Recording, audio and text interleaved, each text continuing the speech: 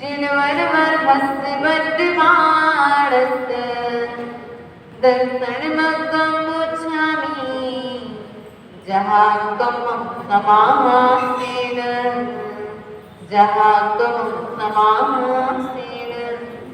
गुरुवामातनो नित्यं ज्ञानदर्शननायिका चारित्राणो गंभीरा मोक्षमार्गोपदेशिका। बोलो देवादिदेव प्रथम टीकेश्वर आदिनाथ भगवान की जय। देवादिदेव चिंतामणि मूल नायक पारसनाथ भगवान की जय। वर्तमान शासन नायक वर्तमान स्वामी की जय। आचार्य भगवंत कुंद कुंद स्वामी की जय। आचार्य गुरुवरेश्वर विभव सागर जी महाराज जी की जय। अहिंसा मय विश्व धर्म की जय। समस्त आत्मा संघ की जय।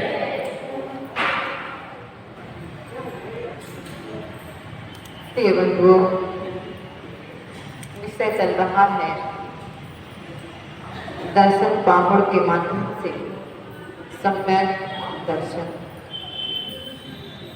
तीन लोक में पूज्य बनाने वाला, तीन लोक में सभी तरह की विभूतियों को प्रदान करने वाला, मात्र आपका और आपके ही साथ रहने वाला आपका गुण सम्यक दर्शन।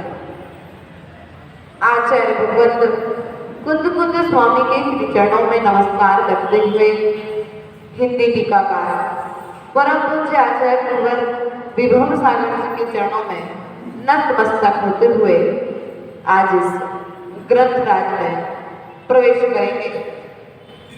प्रिय बंधुओं, आचार्य भगवंत ने कल बताया था कि सम्यक दर्शन ज्ञान, चारित्र, बल और वीर से जो रहत है वह सम्यक दर्शन को प्राप्त नहीं है। वह क्या हो जाएगा? मलिन होता हुआ संसार में परिभ्रमण करेगा, पापों से सहज होता हुआ आपके कपड़े पर एक छोटा सा दाग लग जाए, स्पष्ट दिखाई देता है। और यदि दाग ना छूटे तो आप उस कपड़े को पहनना बंद कर देते। क्यों? दाग लगा है, वो दाग जा नहीं रहा और देखने दिखाने में भी बहुत गंदा दिख रहा है।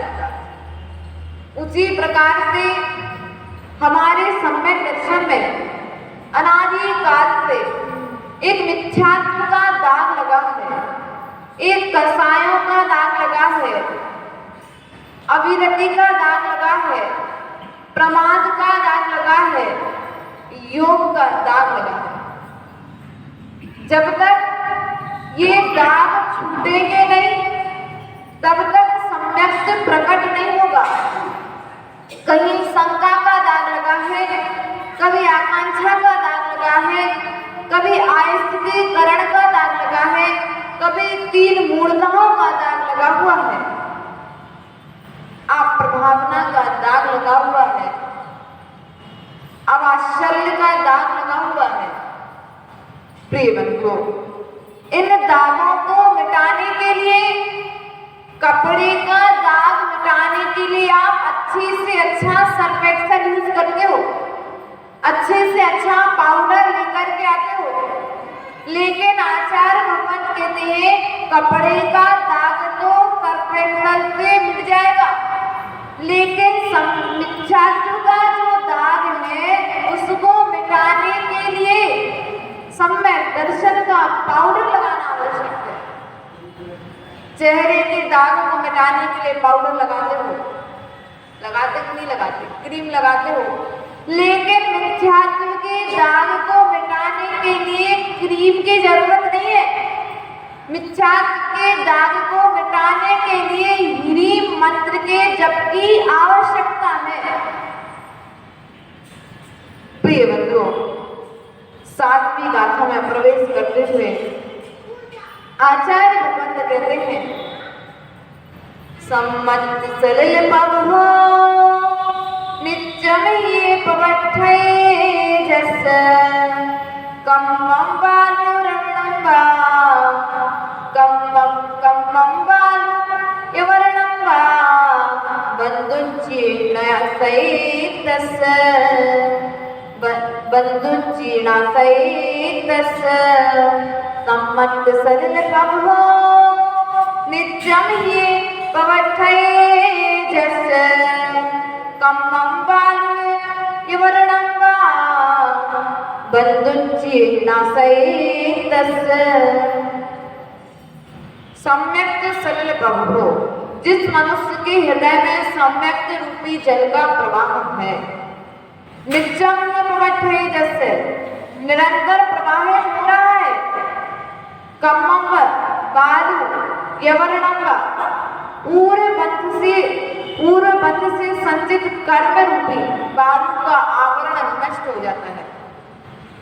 रेत देखी ना, रेत बालू मतलब रेत। समुद्र में रेत होती है, होती कि नहीं होती? रत्न भी होते हैं और रेत भी होती है। अब उदाहरण समझना कि आप संसार में हो कि नहीं हो। समुद्र में रेत भी है और रत्न भी है।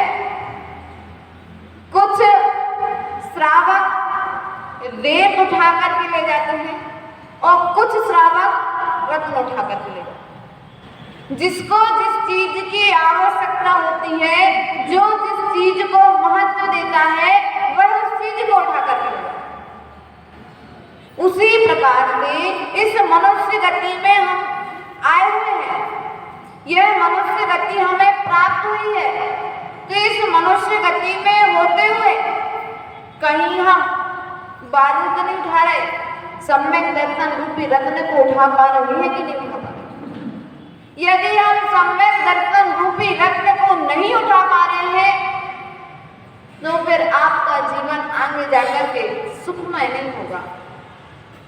बालू को बेचकर के व्यक्ति थोड़ा बहुत कमाएगा, लेकिन यदि रत्नों के व्यापारी से पूछो वह कितना कमा देता है? जितना रेत बेचने वाला जीवन काल में कमा पाएगा, उतना 2-4 रत्नों को बेचकर के रत्न वाला व्यापारी कमा देता है। तो कहने का तात्पर्य हमारा ये है कि मनुष्य अर्थात पंचम काल में आपको दुर्लभ मनुष्य गति प्राप्त हो चुकी है। उसमें भी अच्छी बुद्धि, अच्छा शरीर, सच्चे देव शास्त्र गुरु की शरण मिल चुकी है। मात्र इन पर विश्वास करने की बात कही जा रही है। क्या करने की बात कही जा रही है? मात्र इन पर विश्वास रखो, श्रद्धा रखो, जो होगा अच्छा होगा। बुरा होगा तो मेरी कर्म के उदय से होगा, और यदि इनके चरणों से रहते हुए भी हमारे कर्म की निर्जरा चढ़ रही है, तो ये समझना को कोई बड़े रूप में आने वाली थी जो छोटे रूप में निकल गई। अभी हमारे प्रदीप भैया के भाई साहब की तबीयत खराब हुई, बड़े चिंतित थे, पता नहीं क्या होगा, लेकिन विश्वास था, अपना धर्म कर्म नहीं छोड़ रहे थे, पूजा पाठ नहीं छोड़ रहे थे, शांति धारा करना नहीं छोड़ रहे थे। इन्हें विश्वास था कि जो कर्म किया है वह ही तो उदय में आया है, और वह उदय में आया है तो निर्जरा को प्राप्त कैसे होगा, कम फल कैसे देके जाएगा। यहाँ पर इस जाले से पानी गिरे, इकट्ठा मटके में पानी भरा हुआ है। अब एक बूंद पानी आ रहा है और एक व्यक्ति ने जाकर के सीधा मटके में बड़ा पत्थर मार दिया, तो क्या वो कर्म एक साथ में? लेकिन जिनेंद्र भगवान के चरणों में जब आप आ रहे हो, तो अनादि काल से अनंत काल से आपने अनंत अनंत कर्मों का बंध किया है। किसका बंद किया है? किया कि नहीं किया? कर्म बंद, अभी भी आप बैठे हो तो शुभ कर्मों का बंद चल रहा है। मंदिर से बाहर निकलोगे, जैसे क्रिया करोगे वैसा बंद होगा। यहाँ पर बैठ करके भी अशुभ का बंद हो सकता है क्या? हाँ, हो सकता है। आपके विचारों में यदि कसाय चल रही है, आपके विचारों में यदि प्रमाद चल रहा है, तो जिनालय में होते हुए भी जानवर बनने की तैयारी हो सकती है। जिनालय में आकर के जिनेंद्र भगवान की अर्चा करके आप जिनेंद्र बन सकते हो, अर्थात जिनवर बन सकते हो। और जिनालय में आकर के जिनवर के भक्तों की विराधना करके आप जानवर बन सकते हो। अब निर्णय आपके हाथ में है कि आपको जिनालय में आकर के जानवर बनना है कि जिनवर बनना है। यदि आप सम्यक से शुद्ध हो तो आप जिनवर बनने की तैयारी करोगे, और यदि आप सम्यक से रहित हो, आपके सम्यक में कहीं ना कहीं मलिनता है, तो आप निश्चित ही कहने को जिनालय में रहोगे, लेकिन जानवर बनने की तैयारी यहाँ पर बैठ करके कर। मारीची कुमार भावी तीर्थंकर वर्तमान तीर्थंकर की गोद में खेल रहा है। आदिनाथ की गोद में मारीची खेल रहा है। समोषण लग गया, और जब समोषण लग गया तो समोषण में सभी जीव गए। बहुत सारे जीव कल्याण करके दीक्षा आदि को धारण करके भगवान के साथ मोक्ष चले गए, लेकिन वही मारीची कुमार भगवान के समोषण में अहंकार के बल पर 363 मत चलाए। अहंकार किस चीज का? अहंकार, मैं भी तो तीर्थंकर होने वाला हूं, और जब मैं तीर्थंकर होने वाला हूं तो मैं इनके समोषण में क्यों बैठूं, मैं इनसे नीचे क्यों बैठूं? ऐसा मन में विचार आ गया, और वहां से उठ करके बाहर वहीं पर समोषण में के पास में एक नीलगाय जंगल में दौड़ रही है। क्यों दौड़ रही है? क्योंकि उसके पीछे में शेर दौड़ रहा है। गाय और शेर जैसे मांसाहारी जानवर है, और गाय शाकाहारी पशु है। जैसे ही वह शेर और गाय समोषण के आभा मंडल में आते हैं, प्रभाव में आते हैं, उस समोषण की ऊर्जा, वह भगवान का आभा मंडल उन दोनों की कसाई को मिटा देता है। गाय दौड़ती भागती चली जा रही अपनी जीवन की रक्षा करने के लिए। भागते भागते वह समोषण के आभा में आ गई, अर्थात समोषण के आसपास में आ गई। उसके पूंछ के बाल कुछ झाड़ियों में फंस गए। जो शेर गाय को खाना चाहता था, उसका भक्षण करना चाहता था, लेकिन भगवान के प्रभाव में जैसी आया तो उसके भावों में परिवर्तन हो गया। किसमें परिवर्तन हुआ? हमारे भाव कसायों में परिवर्तित हो रहे हैं। यदि मंदिर में आने के बाद में भी यदि हमारे मन में अहंकार आदि आदि कसाय उत्पन्न हो रही हैं, तो हमारी स्थिति मारीची कुमार की तरह है। और यदि हमारे भावों में परिवर्तन हो रहा है तो हमारी स्थिति शेर की तरह है। गाय के पूंछ के बाल झाड़ियों में फंस जाते हैं। जो शेर गाय को खाना चाहता था, मारना चाहता था, वही शेर अपने पंजों से उस गाय के बालों को निकालता है। तो ये बंधु, ये है भगवान का आभा मंडल और प्रभाव। द्रव्य का प्रभाव द्रव्य पर पड़ता है, क्षेत्र का प्रभाव क्षेत्र पर पड़ता है, हमारे भावों का प्रभाव भी दूसरे के भावों पर पड़ता है। से आए हो? भैया माता जी पास जाएंगे तो इच्छा पूर्ति हो जाएगी? नहीं भैया। किस लिए आए हो?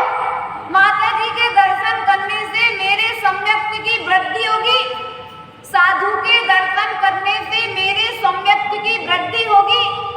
यदि साधु के दर्शन, जिनेंद्र भगवान के दर्शन, जिनवाणी के दर्शन करने से हमारे सम्यक में वृद्धि नहीं हो रही है तो अभी हमारा संसार बहुत बड़ा है। एक बार की बात है कि एक बार किसी दूसरे राज्य के राजा ने सोचा कि भारत पर राज्य किया जाए, अर्थात भारत के राजा से युद्ध किया जाए। किससे युद्ध किया जाए? भारत के राजा से युद्ध किया जाए, लेकिन युद्ध के पहले राजा की परीक्षा ली जाए, क्योंकि तलवार से मारे व्यक्ति नहीं मरता, बुद्धि से व्यक्ति को मारा जाता है, युक्ति से व्यक्ति को हराया जाता है। और जब उस राज्य के राजा ने अपने एक दूत को पत्र लेकर के भारत भेजा, और जब उस दूत को पत्र लेकर के जब भारत भेजा तो उस दूत से कहा कि तुम जा रहे हो, लेकिन जाते जाते जहां जहां पर बबूल के वृक्ष पड़े तुम्हें रात्रि विश्राम बबूल के वृक्षों के नीचे करना है। किसके नीचे करना है भैया? विश्राम बबूल के वृक्षों के नीचे करना है। स्थिति है हुई कि राजा की आज्ञा को पालता हुआ दूत बबूल के वृक्ष के नीचे आराम करते करते पहुंचा, लेकिन पहुंचने के साथ साथ वह मरणासन अवस्था अर्थात मृत्यु के निकट पहुंच चुका था। उसके पास कुछ ही समय था जीवन के लिए। जैसे ही भारत आया तो भारत के राजा ने एक वैद्य बुलाया और उस सिपाही का अर्थात उस दूत का इलाज करवाया। पत्र पढ़ा, उस पत्र में उस दूसरे राज्य के राजा ने लिखा था कि यदि तुम मेरे इस दूत को स्वस्थ करके भेज देते हो तो मैं युद्ध नहीं करूंगा। यहां पर वह राजा जिसने, दूसरे राज्य के राजा ने जिसको दूत को भेजा था, वह पहले से ज्योतिषियों के द्वारा आदि उसकी पूरी कुंडली निकाल चुका था कि उसमें 2 और 3 दिन का ही समय है। लेकिन युक्ति के बल पर, बुद्धि के बल पर मृत्यु को भी टाला जा सकता है, विवेक के बल पर मृत्यु को भी टाला जा सकता है। सम्यक तरीके से यदि बुद्धि का यूज किया जाए तो वह युक्ति, वह बुद्धि, वह विवेक बड़ी बड़ी समस्याओं का निराकरण कर सकता है। राजा चिंतित नहीं था क्योंकि वैदराज कुशल था। भारत के वैद्य ने उस दूत से कहा कि तुमने आते समय क्या रास्ते में भोजन किया? उसने कहा आदि सामग्री जो भी लेके आया था वो खाया मैंने। जब खान पान में गड़बड़ी नहीं है, रास्ता अच्छा था, रास्ते में कोई प्रतिकूल वस्तु को ग्रहण नहीं किया है, तो स्वास्थ्य खराब होने का कारण क्या है? उसने बताया कि जब मैं राज्य से निकल रहा था तो मेरे राजा ने मुझे आज्ञा दी थी कि बबूल के वृक्ष के नीचे विश्राम करते हुए पहुंचना है, और मैं बबूल के वृक्ष के नीचे विश्राम करते हुए आया हूं। द्रव्य का प्रभाव द्रव्य पर पड़ रहा है, ध्यान रखना। अब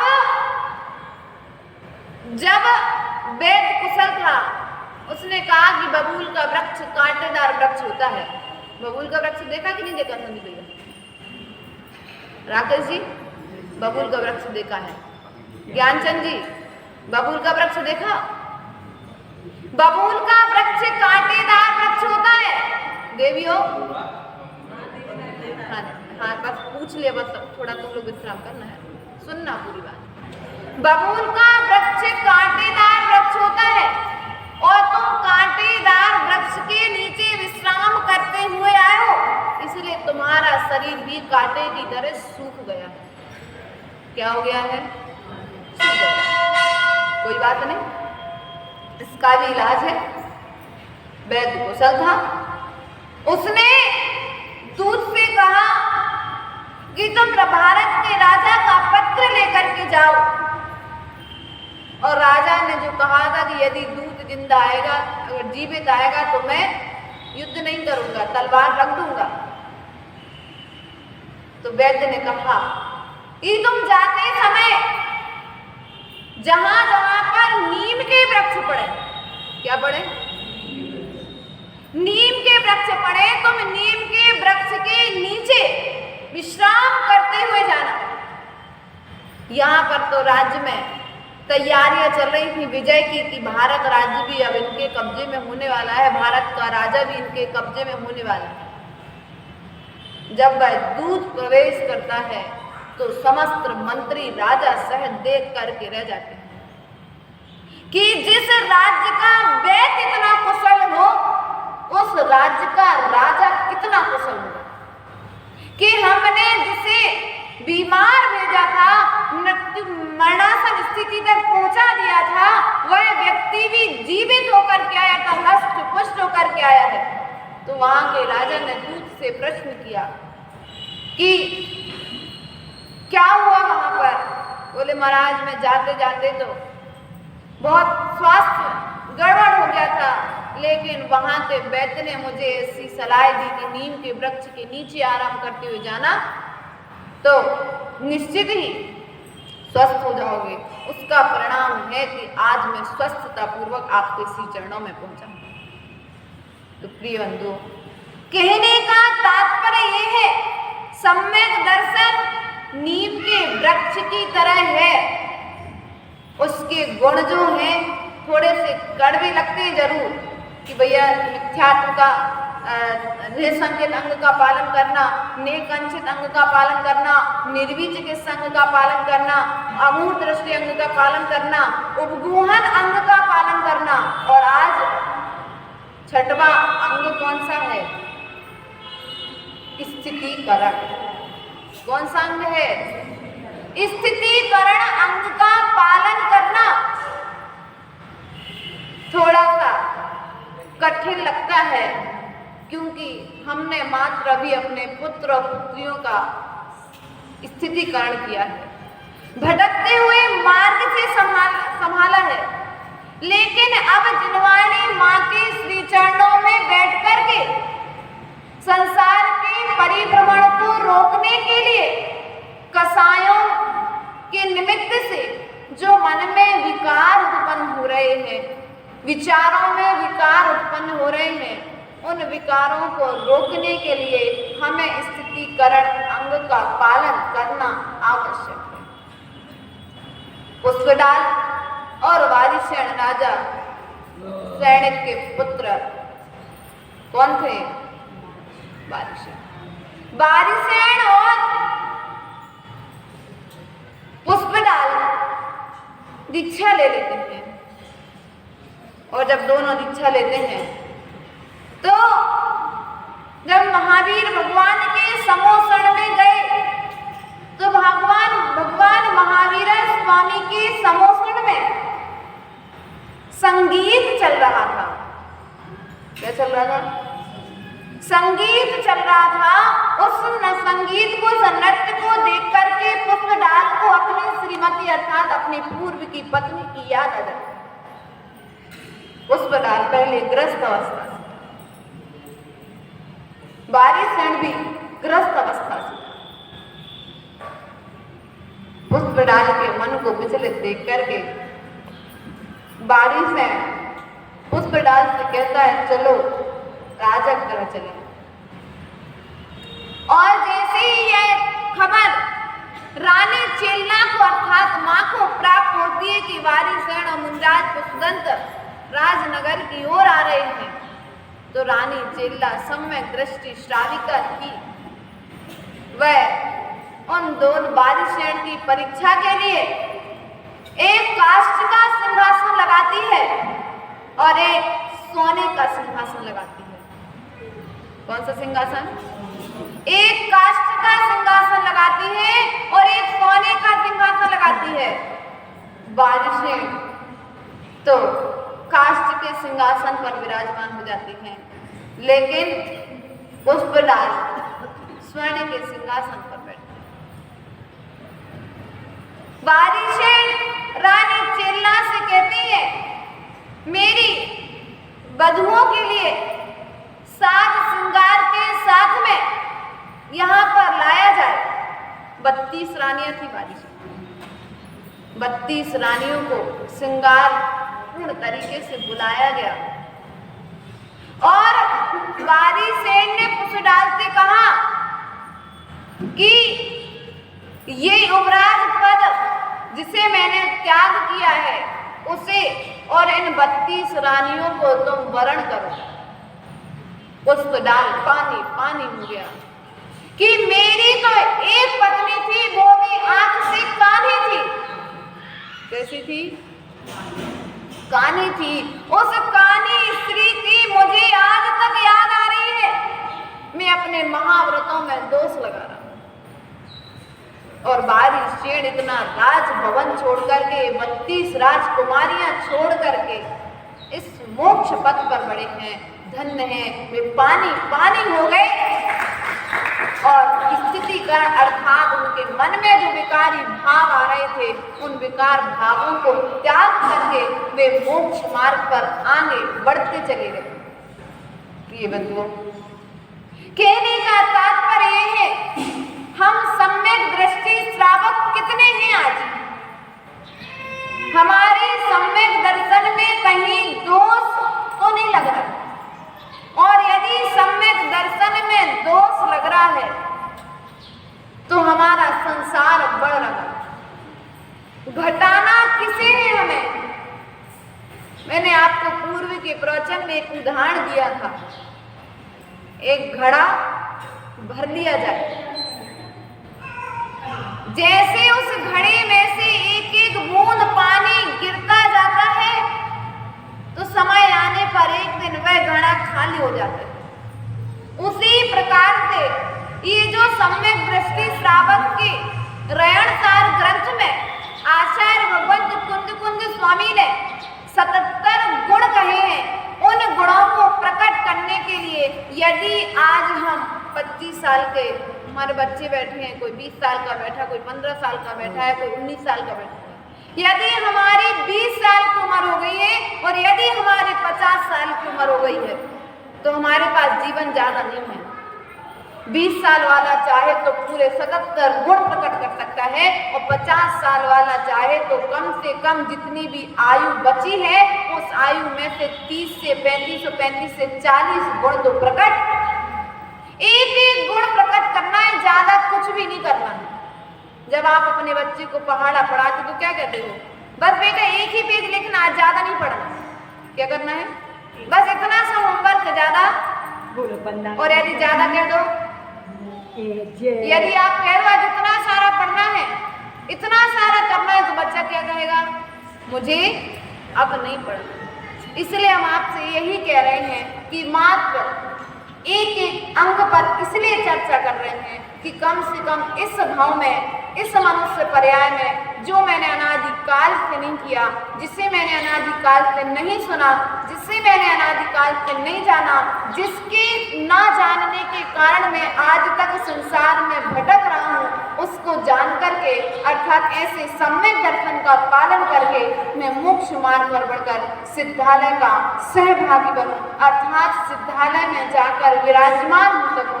इन्हीं भावनाओं के साथ में बोले परम पूज्य आचार्य गुरुवर विभव सागर जी महाराज जी की